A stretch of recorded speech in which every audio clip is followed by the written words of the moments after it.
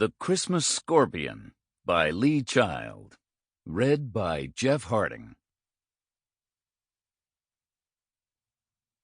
Part 1. Jack Reacher was happy to play the hand he was dealt and to live life the way it came, except for one strong preference. He liked to be warm in winter, which imposed some kind of shape on his year. By October at the latest, he would start heading south. Usually the end of December would find him at his most distant point, the Florida Keys sometimes, or Tucson, Arizona, or Mexico one year after the State Department found it convenient to renew his passport. Always either tropical or desert. In recent years, he had seen more Christmas lights strung up in palm trees than in fir trees.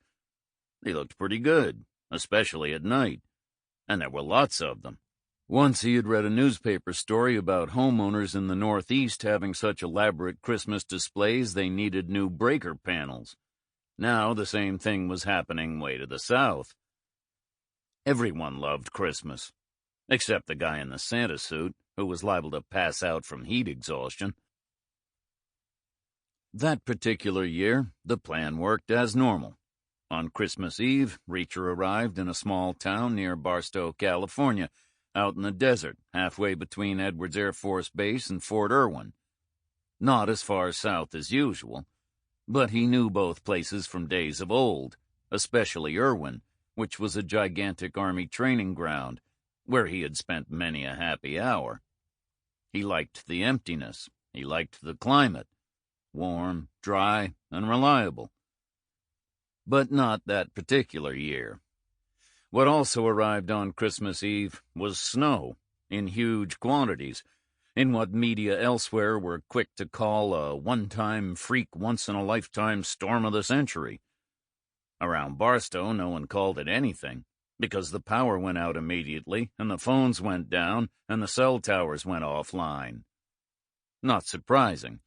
The great state of California wasn't so great with snow, especially when the snow was wet and heavy and 3 feet thick on the ground.